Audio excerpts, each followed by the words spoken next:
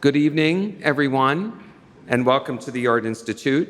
I'm Jeff Nigro, Research Associate and coordinator of the Boshell Foundation Lecture Series in the Department of the Arts of the Ancient Mediterranean and Byzantium at the Art Institute. And it's my great pleasure to welcome you all to this program by Deborah Carlson, which is part of the Boshell Foundation Lecture Series.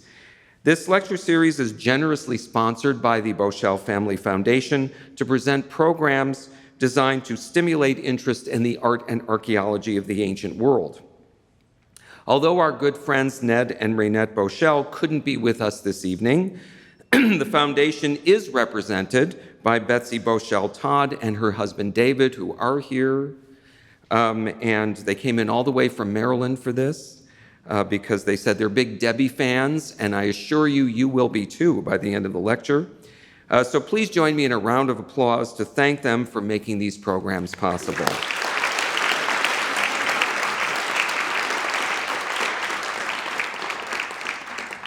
Before proceeding, I would like to take this opportunity to respectfully request that you please ensure that phones and other electronic devices are switched off or silenced for the duration of the lecture. That would be much appreciated.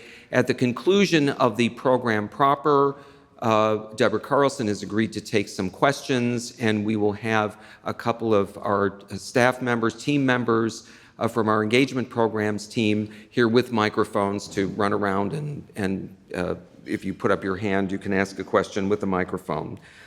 And now it's my very great pleasure and honor to introduce our distinguished guest speaker. I typically don't like to read just what we put up on our website as a bio, but this is what Deborah Carlson sent us, and it's so good that I thought I would just read it. I couldn't say it better myself. So, Deborah Carlson is a Chicago area native and a professor in the graduate nautical archaeology program at Texas A&M University, where she teaches courses in Greek and Roman archaeology, nautical archaeology, and ancient seafaring.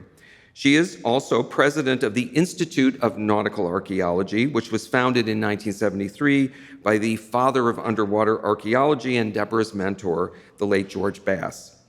Trained as a classical archaeologist, Deborah helped excavate an ancient temple in Greece and a Roman villa in Italy before trading in her terrestrial tools and dedicating herself full-time to shipwreck archaeology.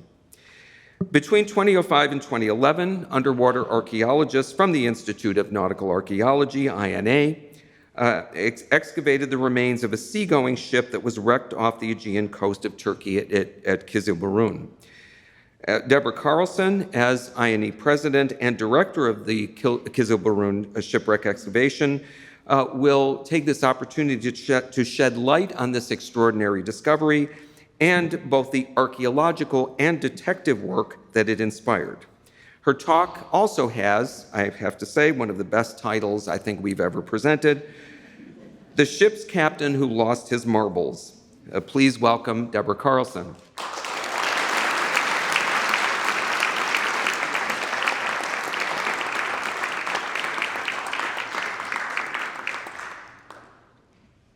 Wow, thank you so much, Jeff, for that very warm introduction. I would like to thank Jeff Nigro and Lisa Çakmak. I don't know if you're aware that her last name means cigarette lighter in Turkish. Honest. I think that is so cool. I have a colleague in Turkey who directs our research center, and her maiden name is Tetik in Turkish, which means trigger. So I'm thinking of all kinds of ways I can write a screenplay for the cigarette lighter and the trigger ladies. But they have made this such a pleasant experience for me to come here tonight to talk to you at the Art Institute. This is really an honor for me to be here because I grew up on the North Shore and I am a product of the Winnetka Public Schools. And one of my fondest memories from childhood was touring the Thorn at the Art Institute, and I just was able to do that a little while ago. So I'm delighted to be back here to share with you some of my work from the world of underwater archaeology. And I also, of course, want to issue a special thanks to Ned Boshell and the Boshell Family Foundation for sponsoring this lecture series. The Boshells are a terrific philanthropic family who actively support many organizations, one of which is very close to my heart, and that's the Institute of Nautical Archaeology, or INA. Ned Boshell has been a member of the INA Board of Directors for 3 decades, and his daughter Betsy for 2 decades. So it gives me great pleasure to talk about some of the archaeological work that the Boshell family has helped make possible.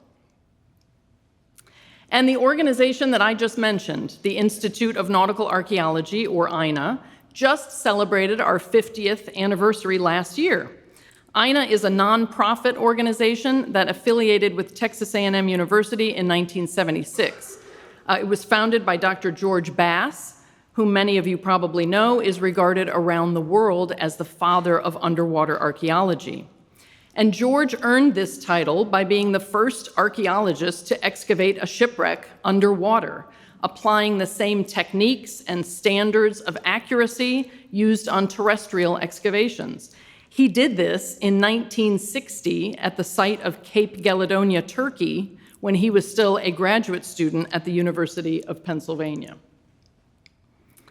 So today, INA archaeologists work all over the world, from the Mediterranean to the New World, excavating and researching ancient ships, medieval ships, ships of discovery, ships from the American Revolutionary and Civil Wars.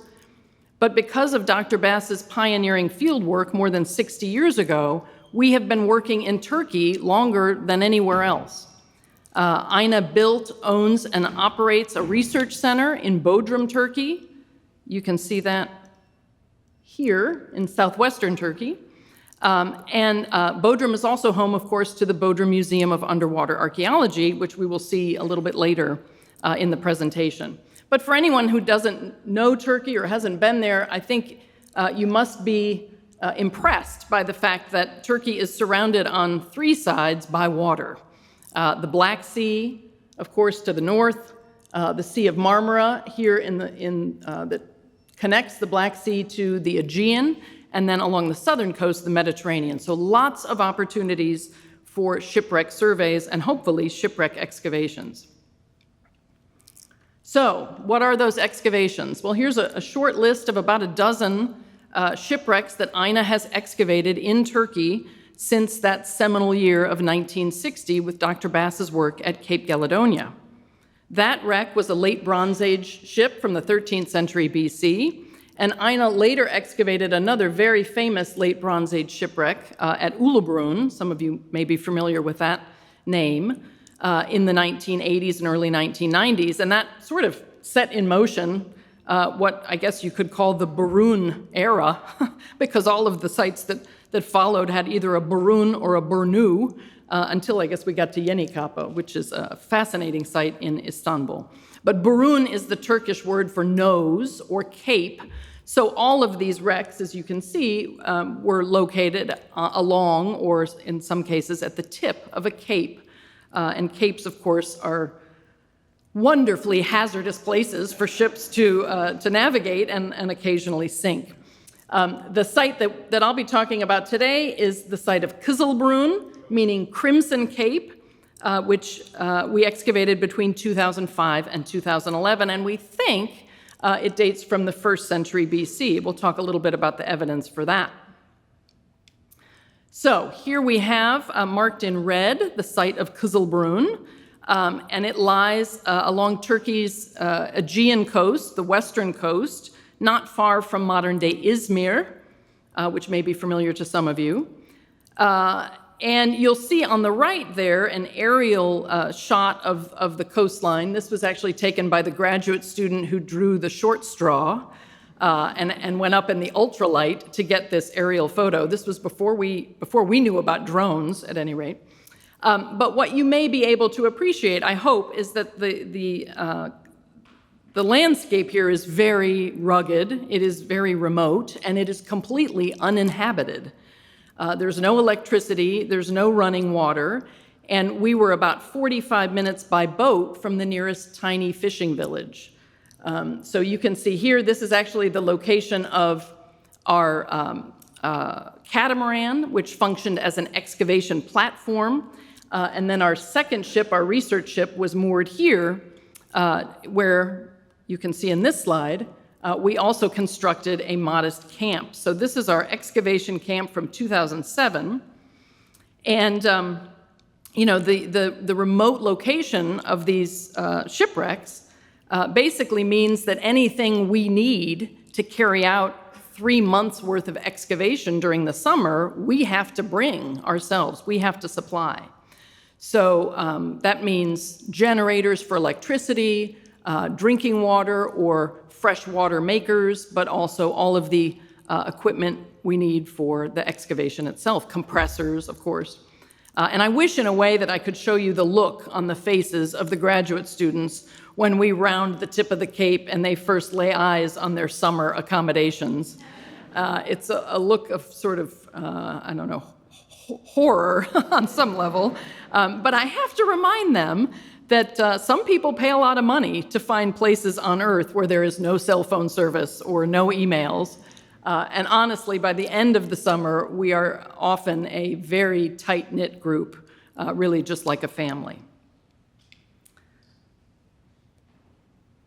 So the purpose of this expedition was to explore archaeologically the remains of a shipwreck. And this is a view of the ship itself, the shipwreck itself, which was found on one of INA's annual shipwreck surveys in 1993. In the course of that survey, 5 shipwrecks in this general area were identified. But unlike the other wrecks in the area, this ship, you can see, was characterized not by ceramic transport amphoras, which are very typical of sunken merchant ships in the Mediterranean, but rather by architectural elements. So the wreck you're looking at lies, or lay, since it's not there anymore, at a depth of between 45 and 48 meters, which is about 150 to 160 feet. And it is distinct, again, as you can see here, for these large marble architectural elements, specifically column drums. This suggests, of course, that the ship sank very quickly, probably went to the bottom almost immediately. The drums themselves are organized in 4 pairs, and then we have this interesting but as yet unidentified block on top of the 8 column drums, 1, 2, 3, 4, 5, 6, 7, and 8, you can't really see. But this piece on top of the drum pile is particularly important and was a source of much discussion early on in the excavation, because this mysterious architectural element, we knew, sort of held the key to understanding the nature of this cargo. And the issue at hand was, were we looking at the base of a column made up of individual column drums, or were we looking at the capital? And that's a really important and fundamental question, because, of course, it dictates what kind of column we were excavating. Also, in the slide, you see these long blue pipes. These are the airlift pipes that we use to excavate on the seabed. And essentially what we do is stitch together 2 6-meter-long sections of irrigation pipe. We fix that to the seabed at a 45-degree angle, and then we run compressed air down from the surface using a hose. You can see that here. And when you put the hose in the mouth of the airlift pipe and air comes out, it travels up the pipe. And as it goes up the pipe, it expands, and as it expands, it creates suction. So those are basically underwater vacuum cleaners that we use to excavate very carefully on the seabed. So we began this excavation in 2005, and the first thing we did, the first thing any archaeologist does, is start measuring. And those measurements showed us that the 8 column drums, even though you can see that they're covered with a kind of crust, a marine incrustation, we could tell that they were all slightly different in size. Their diameters were all slightly different, and this suggested to us that they probably go together, one on top of the other, to create a single column. But of course, what we really wanted to know was how this piece on top of the drum pile functioned. And what we managed to do was to figure out that this dimension, the diameter of this circular portion, corresponded almost exactly to the diameter of the smallest column drum. So that was important because it suggested that this was in fact a column capital and not a column base. So we suspected early on that we were excavating the remains of a Doric column, because of course you can see here in the diagram that Doric columns have capitals, but they don't have bases. Ionic columns, by contrast, have the capital with the fancy volutes, and then they often have a base at the bottom. So this was important because we suspected that this ship dated from the 2nd or the 1st century BC, what we call the Hellenistic period. And in the Hellenistic period, Doric architecture on a monumental scale is really kind of unusual. Like any other fine art, architecture also has styles and fads, and different styles of architecture are popular in different places at different times. So Doric architecture on a monumental scale is much more typical in, say, the 6th and the 5th and the 4th century BC, but by the time of the Hellenistic period, it's become kind of unpopular, and it's replaced in large part by Ionic or even Corinthian architecture. So that was an important little clue, a bit of evidence at the beginning of the excavation. And I'll be honest, I was quite skeptical that in fact this ship dated from the 2nd or the 1st century BC, because on the basis of the architecture alone, it should be much older. So as the excavation began, we also made another important discovery. You can see here one of the 8 column drums. And again, it's covered with this really sort of thick crust of calcium carbonate and coral and other marine life. But as we began to remove the sediment surrounding these column drums, you can see down here that there's a line that shows the original surface. You can see it here. This is the original surface of that column drum. And actually what you don't see is what's interesting about it. There are no flutes, no channels, or no grooves. And fluting is one of the final steps in the erection of a column at the construction site. So that suggested to us that we were not dealing with the remains of a salvaged building, but rather architectural elements that were newly quarried and were on their way to a construction site. And here we have, just for sake of comparison, a column drum from the Athenian Acropolis.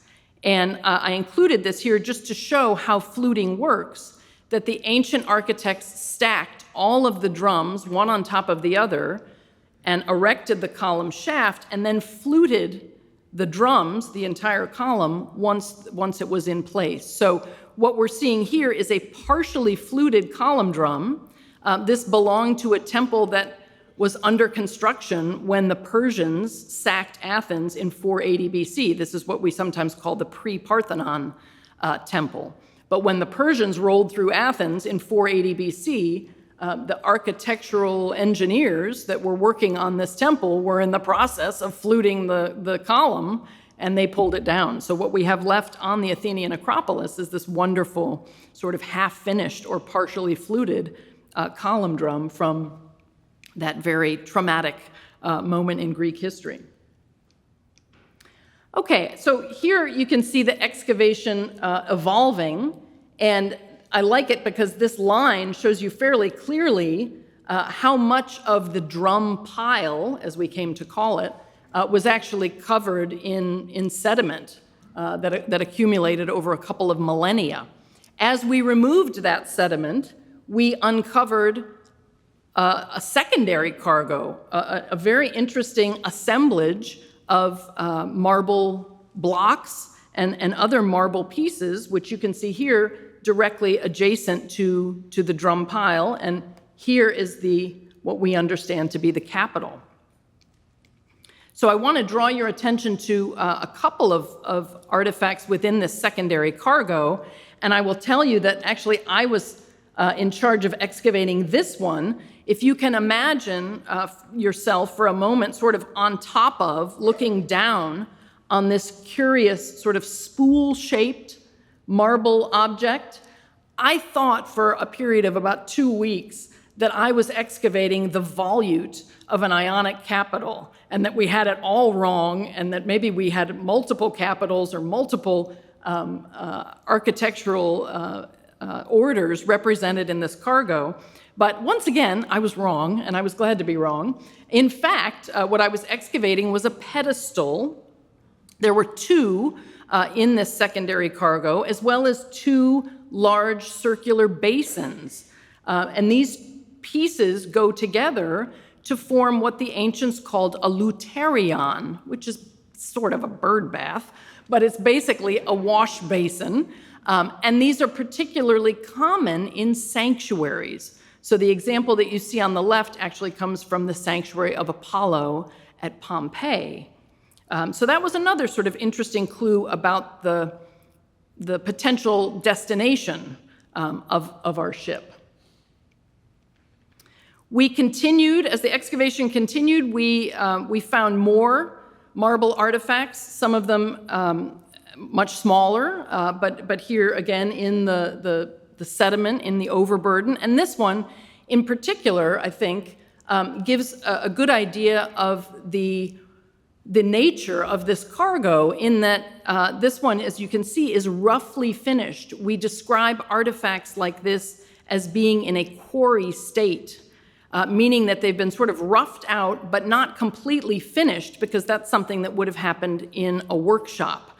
So they've been roughed out at the quarry, and by doing this, the objects were actually protected during shipment. There was less likelihood that they would become broken or damaged in shipment, but you can see here that the interior of this mortar or basin still has the pick marks in it. And of course, ultimately, this would have all been removed at the workshop before this object was delivered to a customer.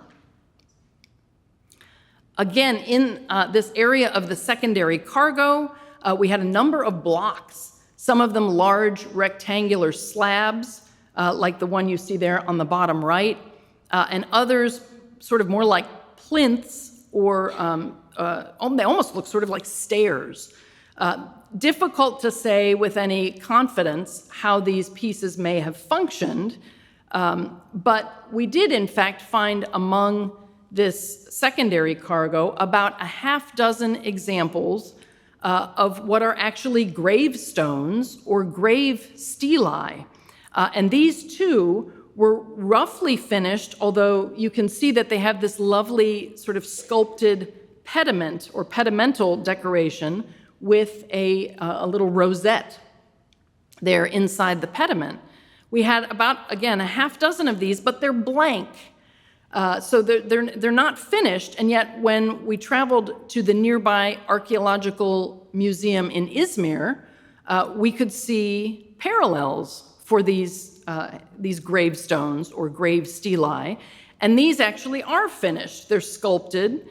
In some cases, they have inscriptions, and these conveniently dated from the 2nd and 1st centuries BC. So that was another clue that we were looking at a cargo that should belong in the late Hellenistic period. We found pieces of the ship's equipment. This curious object is actually made of lead, and you can see the diver holding it there sort of upside down. This is a sounding lead. So this would have been used by mariners to not only measure the depth of unfamiliar waters, but you can see this recess here. It's a sort of cup. They would have smeared some sort of animal fat or tallow inside that cup, and when they cast out the sounding lead, it would have sort of collected a little sample of the seabed. So if it were sandy or full of pebbles, it might suggest that there's a river nearby. This was an important navigational tool for ancient mariners who frankly didn't have much in the way of navigational tools.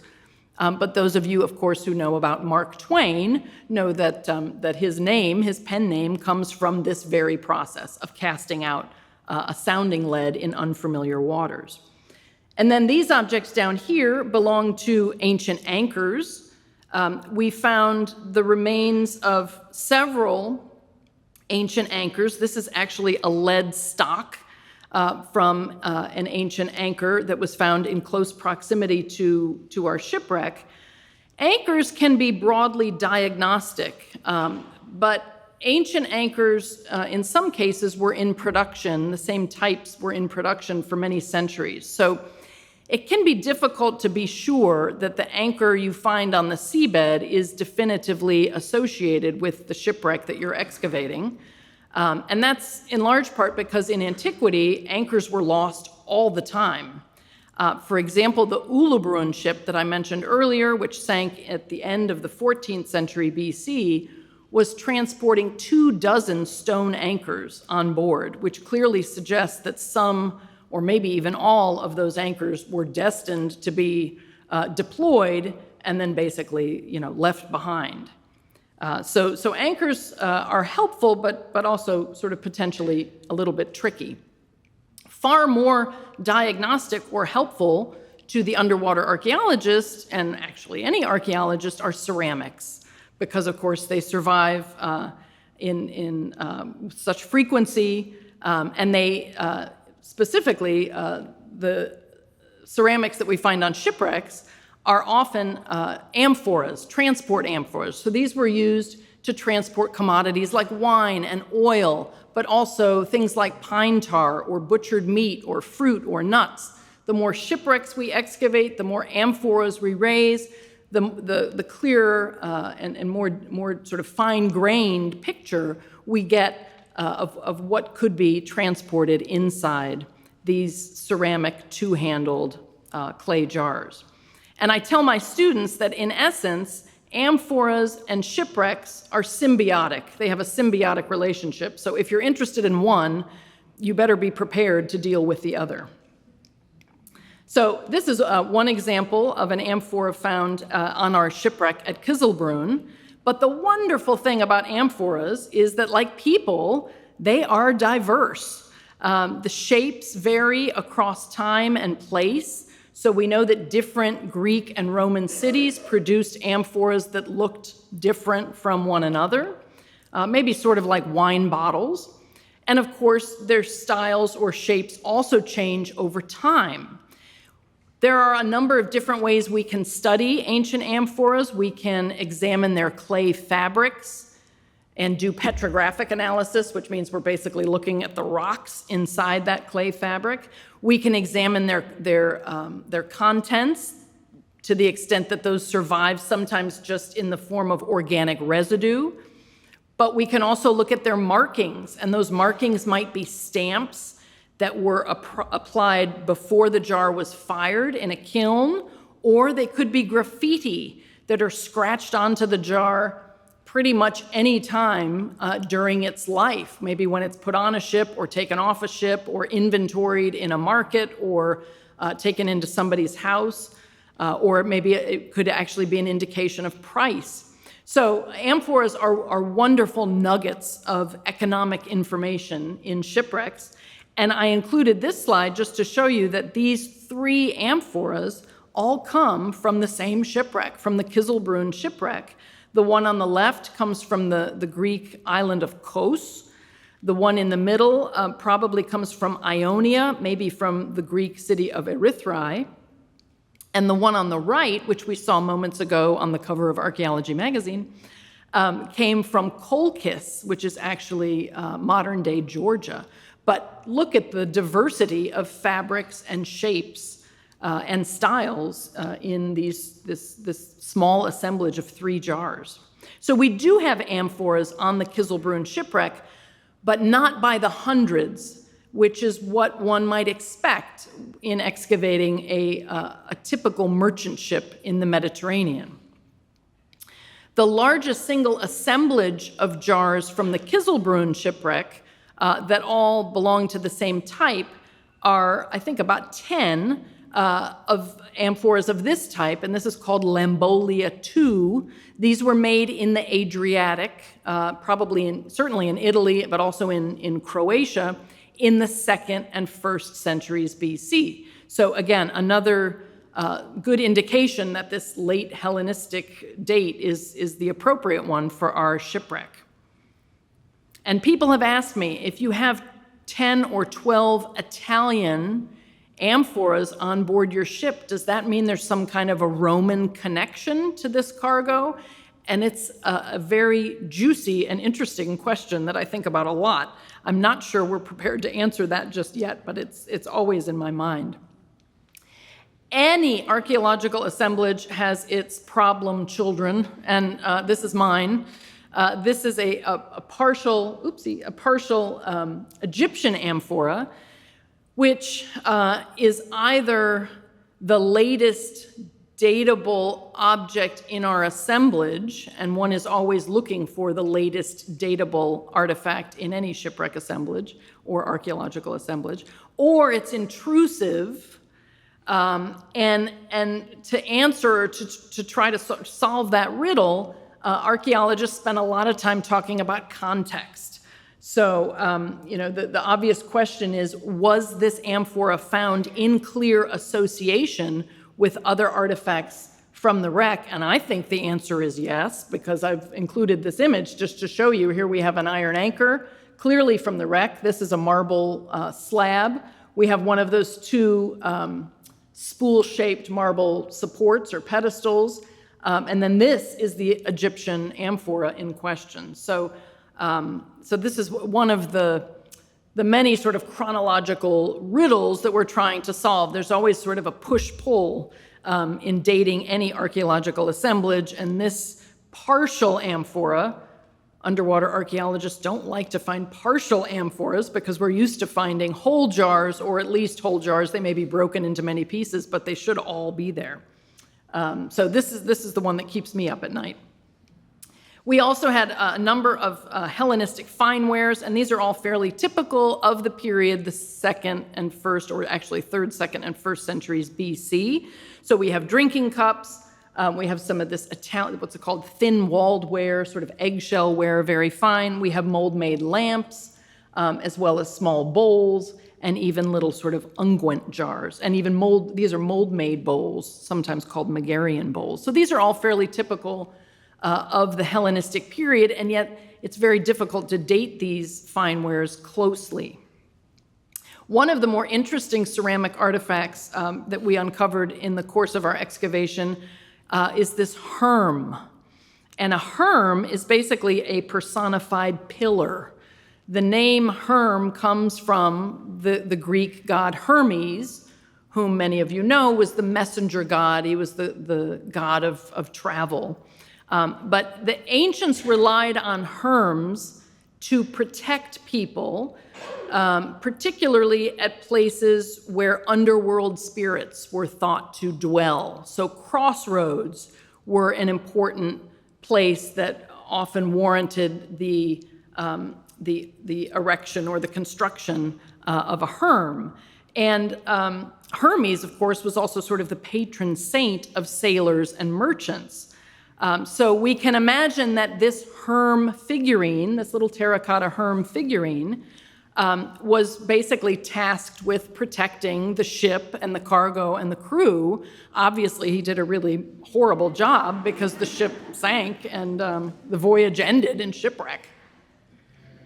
People often ask, oh, do you find coins on your shipwrecks? And we do, but rarely, in large quantities, certainly nothing like the sacks of coins that are typical of the ships of discovery coming from the Old World to the New World. In fact, we found one little bronze coin in the course of the excavation of the Kızılburun ship. I think it's possible that this coin was what we call a mast step coin, and that was a sort of a votive coin that's placed under the mast in this large timber that is a mast step. It supports the mast that's down deep in the hull. But you can see the coin we found is fairly corroded. So naturally, I asked my numismatist friends. I actually asked 5 different numismatists what they thought, and I got 5 wildly different answers. But the most convincing for me is that this bronze coin may represent an issue of the city of Cyzicus, which I will point out to you on the map, but it's up in the Sea of Marmara. And you can see here on the obverse the head of a young woman, probably a kore, sotera figure, and then on the reverse, this sort of garland or crown of what is probably grain.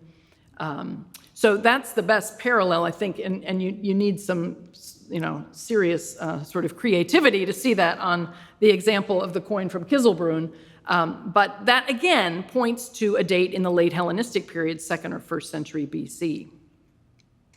So one of the major research goals of our excavation of the column wreck at Kızılburun was to try to figure out if there was any archaeological evidence that the ship had construction features that might suggest that it was specially constructed for the cargo that it carried. And in order to try to answer these questions, obviously, we needed to move these big marble column drums so that we could excavate any remnants of the wooden hull that was preserved beneath. By our calculations, these marble column drums weighed about 6 or 7 tons each. And again, we had 8 of them to contend with. And this task was maybe a little crazy. It was particularly challenging because, of course, we're working at depths of 150, 160 feet, and that limits your bottom time to about 20 minutes. So we were able to dive on our shipwreck twice per day for 20 minutes at a time, provided that we had a 5-hour surface interval. And what this meant, of course, was that we basically had to work in shifts to rig each one of the 8 column drums. So the rigging, I just walk us through this quickly, but the rigging consisted of these slings that were specially manufactured for us by a Houston-based company called Liftall. These are used actually in the oil business in the Gulf of Mexico quite a bit. But as luck would have it, the president of this company is an Aggie. He's a graduate of Texas A&M. So when I wrote to him and asked him for help, he not only manufactured the lifting slings, but he gave them to us for free, which was fantastic. So we rigged each one of the column drums with 3 slings, 3 of these lifting slings, and we arranged them in a choker hitch. So basically when you put a choke chain on your dog, it's the same sort of arrangement, because we wanted to ensure that the slings were not on the bottom of the drums, but rather just touching the side walls, because we didn't want to damage any of the wooden hull remains that may lie beneath and were certainly fragile.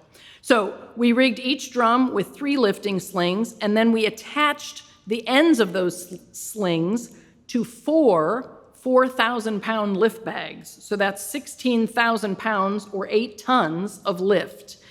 And we arranged those lift bags. You can see 2 of them here. I think pretty creatively. We mounted 2 lift bags directly atop each drum. Here we're actually technically lifting the capital, but the rigging was the same.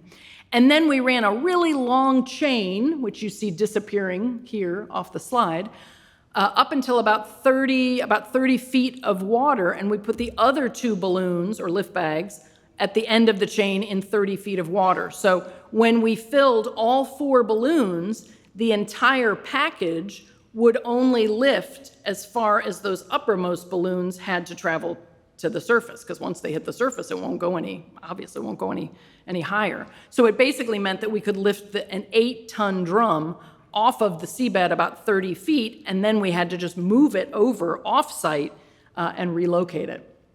We started this process in 2006 with the 4 lowermost, the deepest drums, and we assigned these numbers 1 through 8 just for our own reference. They don't have any bearing on where the drum belonged in the actual column shaft. They were just for our reference.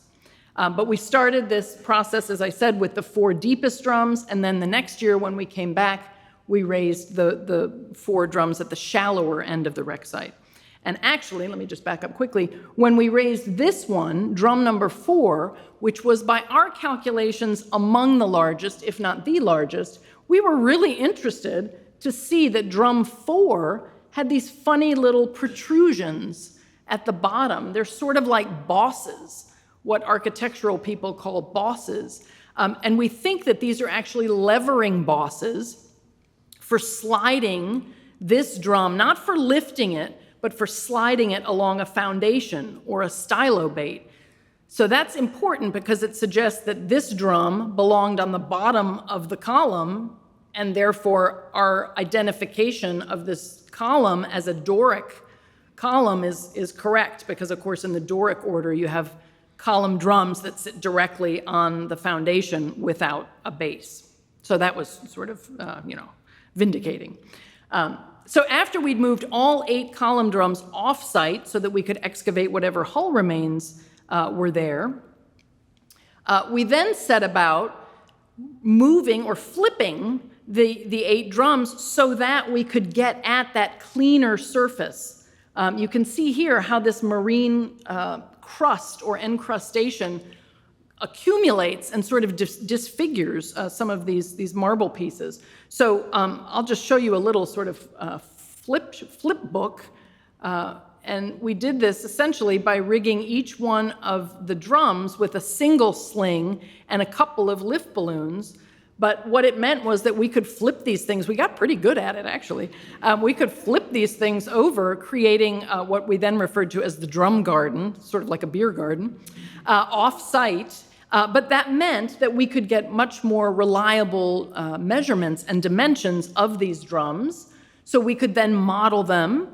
And using this information, you can see here, of course, that these are, quarried by hand. They're not perfectly symmetrical, but these were quarried 2,000 years ago, probably by a team of masons. With that information, we're then able to reconstruct.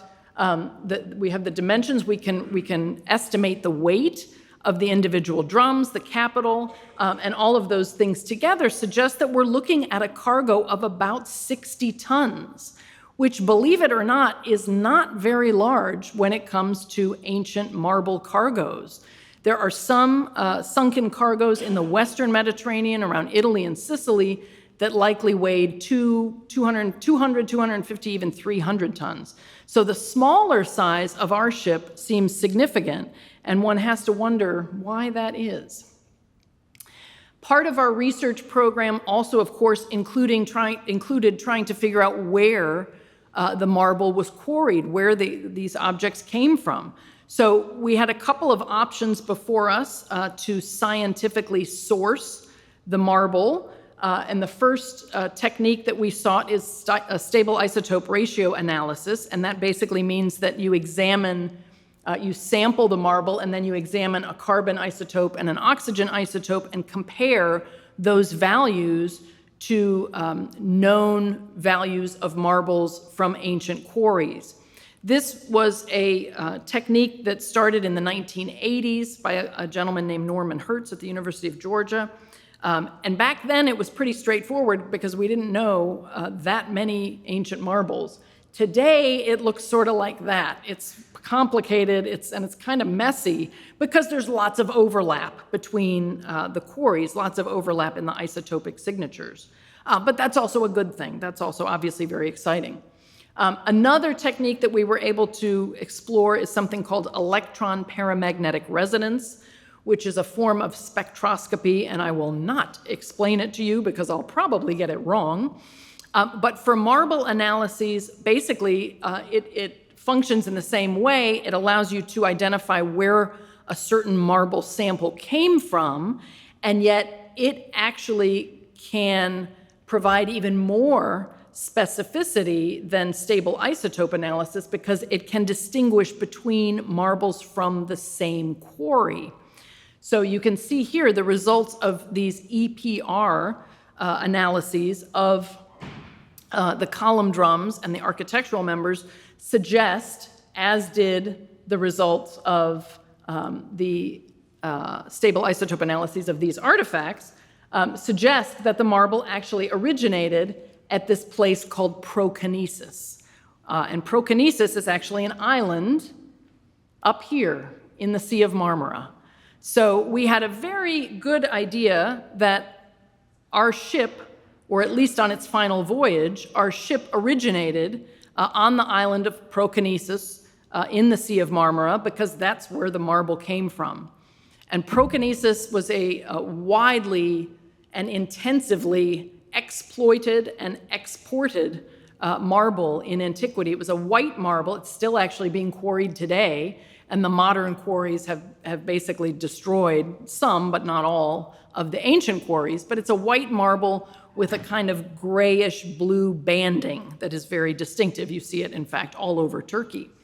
So we knew that our ship had originated in Proconnesus, and we knew that it sank, of course, at Kızılburun.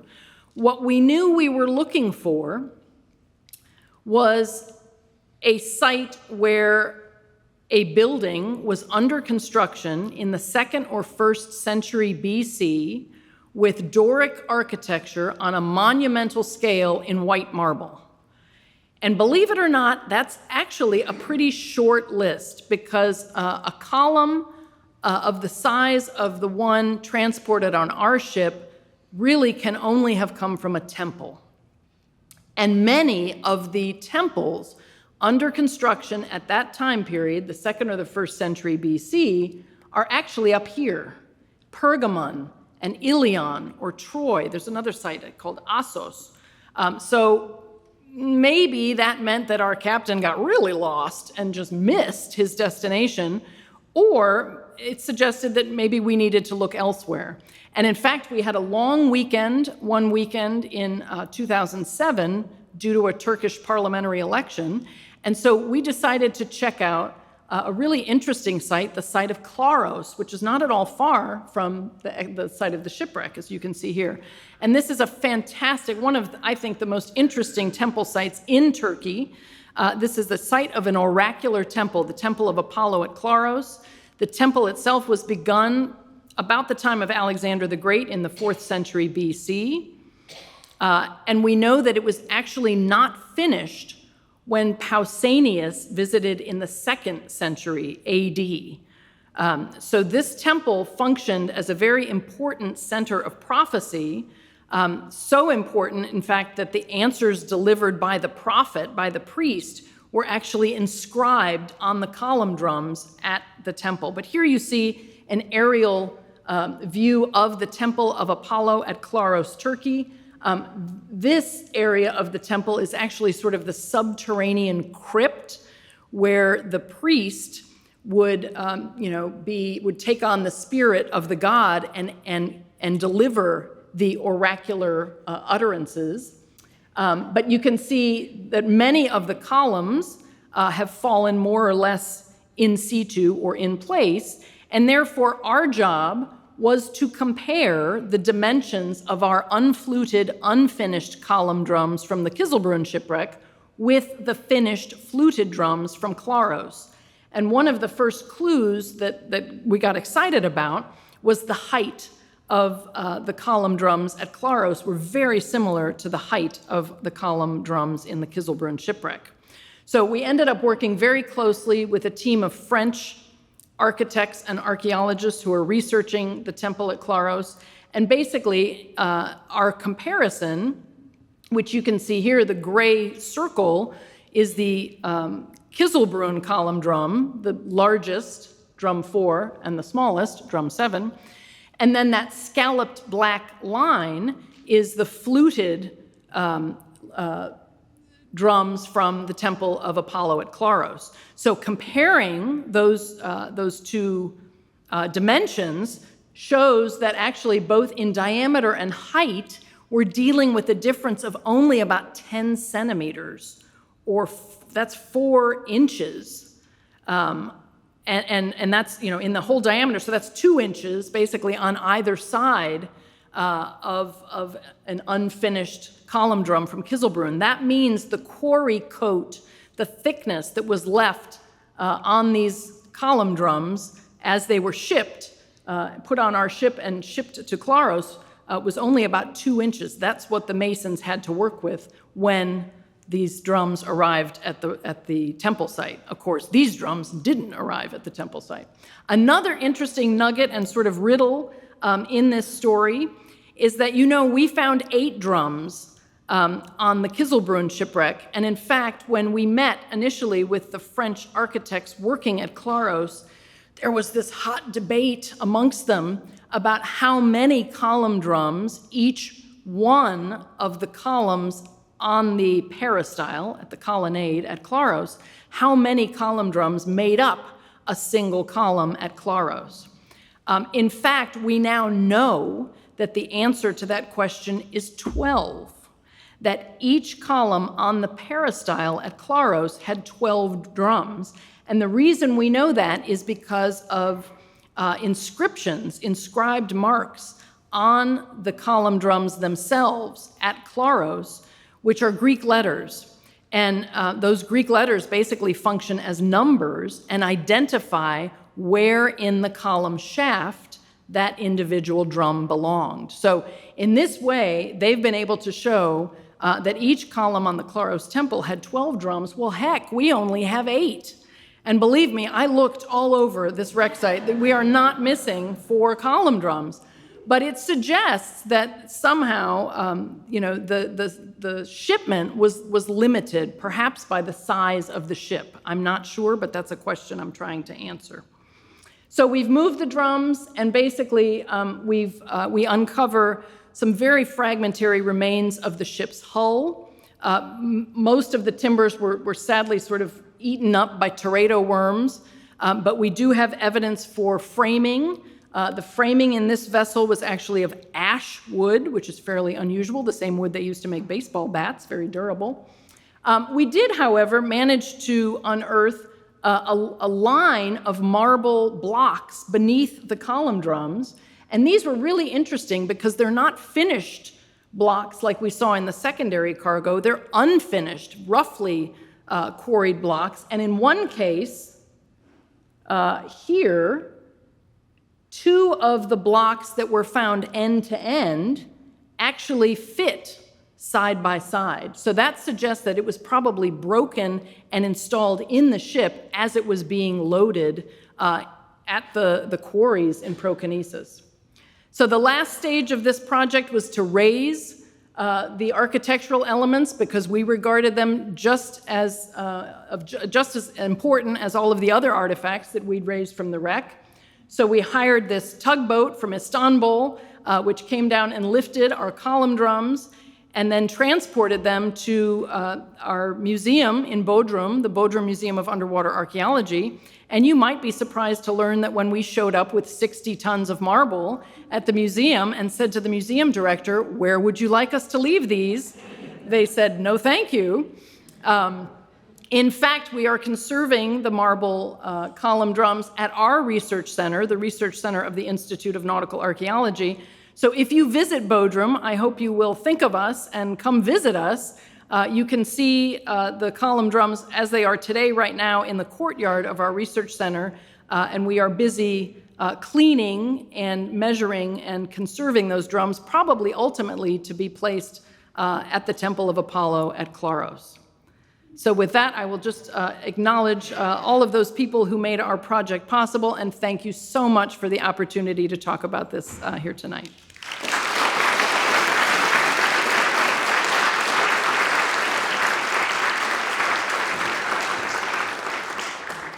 Well, thank you so much, Debbie, for that fantastic lecture. I think we all learned so much about how all of these things work and all of the work that goes into rediscovering these things.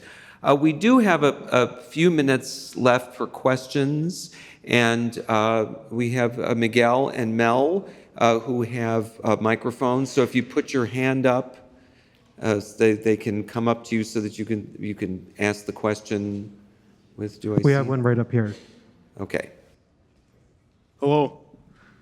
My question is, at the start of the talk, you mentioned that there were a lot of ships that were found in that area, and but you chose to focus specifically on that one. And my question is regarding, I'm sure there's always a lot more ships that you find than you have the ability to actually look into. because it's very expensive. And my question is, what's the algorithm, what's the strategy that you use to choose that one specific shipwreck and focus on that one instead of all the, I assume, hundreds of others that you know the coordinates, the precise places where they are. So why did you choose this one specifically, and what's the general kind of algorithm for that? Thank you.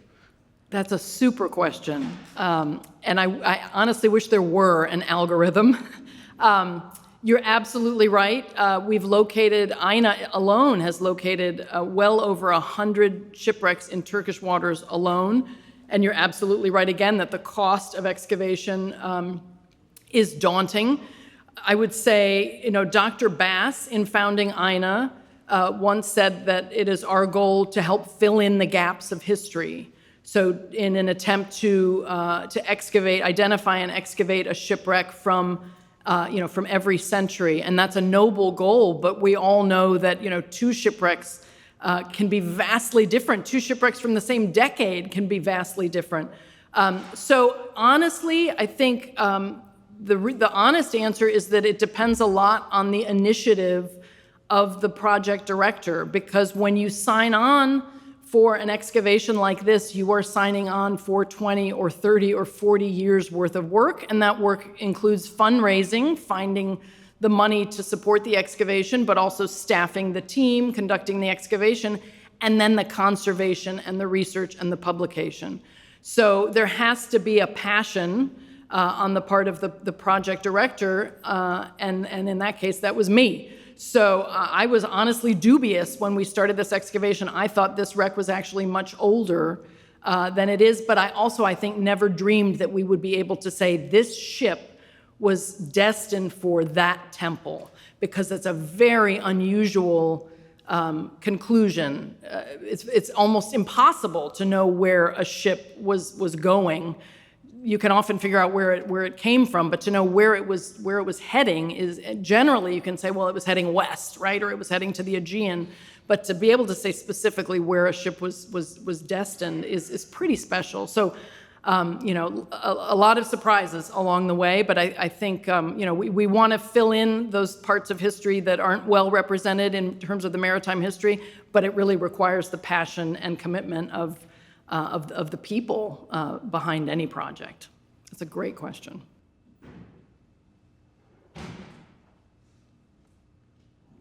Hi, I'm just curious, as you and your team are excavating and spending months trying to determine everything happening, do you guys have a made-up name for the captain on the ship? I guess we referred to him affectionately as Yorgos, but I don't know why. That's a great question. And I should also say a big shout out to the Art Institute for letting me use this rather whimsical title. I love it, and I'm grateful that we got to use it. And then, Debbie, I think we have time for one final question. If somebody has something burning they want to ask. I can't even see because I'm looking directly into a really wonderful light. But I think we have one towards the front here. I'll just run down and grab this.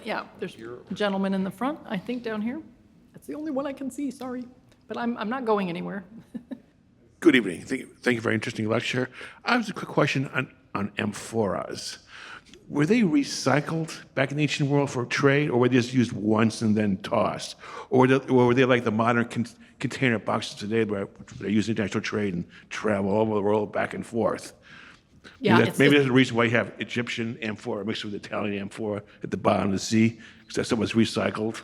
Absolutely. Like container boxes are used today for trade. Absolutely recycled.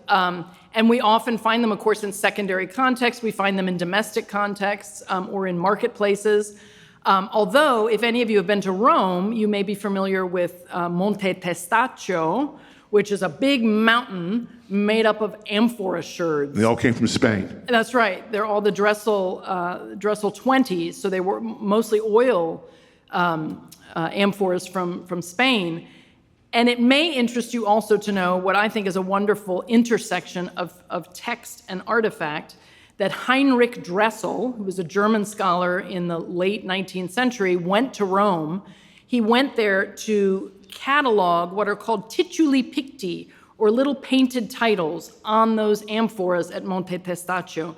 So on those amphoras were written, not scratched, but actually written with ink, the name of the captain and the weight and the merchant, all this wonderful information that Heinrich Dressel went to capture.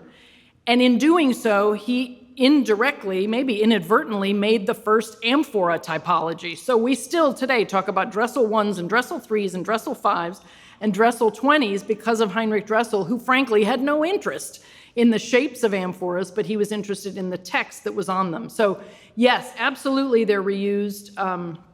And that is another element, of course, in sort of figuring out the lineage of any one single amphora. But in an assemblage like ours, you're routinely sort of dealing with the push and pull of the chronology, and the amphoras are also a part of that process. Thank you. Well, thank you. Thank you once again for the wonderful, wonderful talk. Thank you so much, Deborah Carlson. Thank you all for coming out this evening. And everyone get home safely and enjoy the rest of your evening. Thank you very much.